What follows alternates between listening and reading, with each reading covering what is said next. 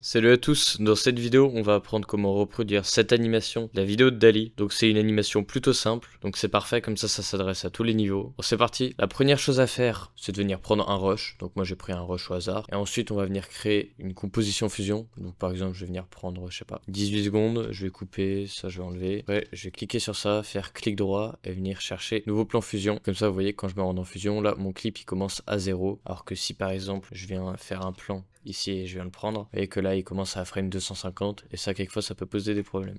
Je reviens, voilà, une fois que vous avez votre plan fusion, là vous avez votre media in et votre media out, c'est parfait. Ensuite la première chose qu'on va faire c'est qu'on va venir créer le fondu noir qui se trouve juste ici dans l'animation. Donc pour ça on va venir prendre un background, un rectangle, connecter ça à la flèche bleue du background et ça on va créer une nouvelle merge. Maintenant je vais venir prendre mon rectangle, venir le mettre en bas comme ça et je vais augmenter les bords flous. Donc ouais, quelque chose comme ça me paraît bien. Je vais peut-être monter un petit peu mon rectangle, augmenter sa taille, voilà, quelque chose comme ça me paraît pas mal. Maintenant on va commencer par faire la barre qui se trouve juste ici. Donc pour ça on va venir prendre un autre background, on va venir prendre un rectangle, le connecter à la flèche bleue, connecter ça à la suite. Mon background je vais venir le mettre dans un blanc un peu gris comme ça, et là je vais essayer de faire à peu près la même forme que lui, donc de souvenir c'était quelque chose comme ça, et je viens la placer, tac, peut-être un petit peu plus fine, on baisse un petit peu sa largeur, on met ça sur le côté, ça un petit peu en dessous, voilà, on va dire que c'est quelque chose comme ça. Ensuite je vais venir mettre le texte au dessus, prenez un texte, vous le connectez là, vous écrivez Mind Wandering, la police je vais venir chercher Montserrat,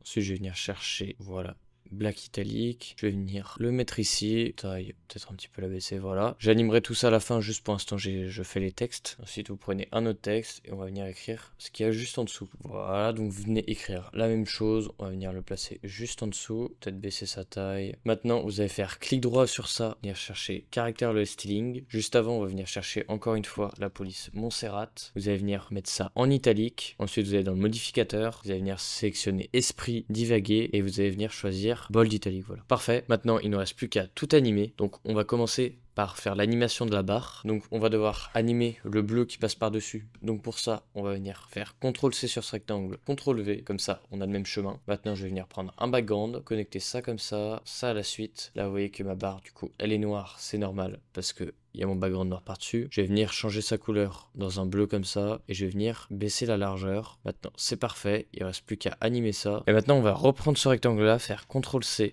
CTRL V, le mettre en dessous. Et maintenant vous voyez que quand on décale ça, ça va s'arrêter pile au bon endroit car on a masqué avec ça. Donc il nous suffit juste de venir là, faire une keyframe sur centre XY, venir à la frame 25 par exemple, mettre ça tout à droite, comme ça là vous voyez qu'on a notre animation. Et pour que ça se répète, on va pas se faire chier, on va venir prendre ça, aller dans le spline, faire CTRL A, SHIFT S, T, là je vais mettre ça à peu près comme ça à peu près comme ça, et je vais venir chercher cet outil là, comme ça se répétera à l'infini. Regardez si je regarde, là, c'est un peu rapide donc en fait on va venir baisser un petit peu ça, et on va venir mettre du flou de mouvement.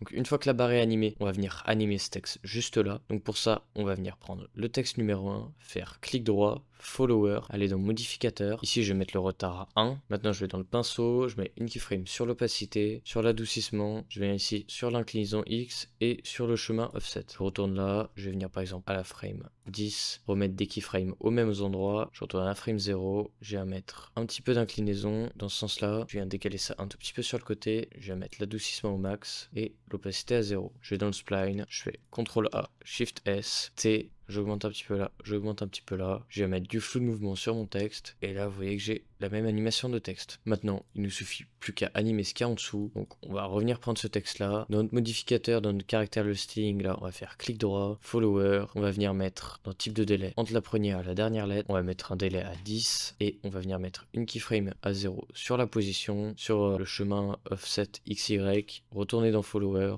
s'avancer un petit peu, je sais pas, comme ça, remettre une keyframe là, remettre une keyframe là, on revient à 0, on descend ça et on met l'opacité à 0. Là, vous voyez qu'on a bien, comme lui, un semblant de mot par mot. Et on n'oublie pas d'aller dans le spline, faire CTRL A, SHIFT S, T, on augmente ça là, on met du flou de mouvement, et là c'est parfait. Donc là c'est bon, on a tout fait. Donc là ce qu'on peut faire pour tout améliorer, c'est de venir mettre du glow sur nos deux textes déjà, ensuite sur la barre bleue, après régler un petit peu le glow. Et donc si vous voulez continuer de progresser sur DaVinci Resolve, le meilleur moyen c'est de réserver un accompagnement personnalisé avec moi. Actuellement c'est à 40 € pour du court terme et 35 € pour du long terme. Les prix risquent encore d'augmenter, donc moi je vous conseille de réserver des appels dès à présent. C'est clairement le meilleur moyen pour passer d'un niveau débutant à un niveau très avancé sur Fusion. Et sinon, si vous avez kiffé cette vidéo, n'hésitez pas à liker, vous abonner, à bientôt.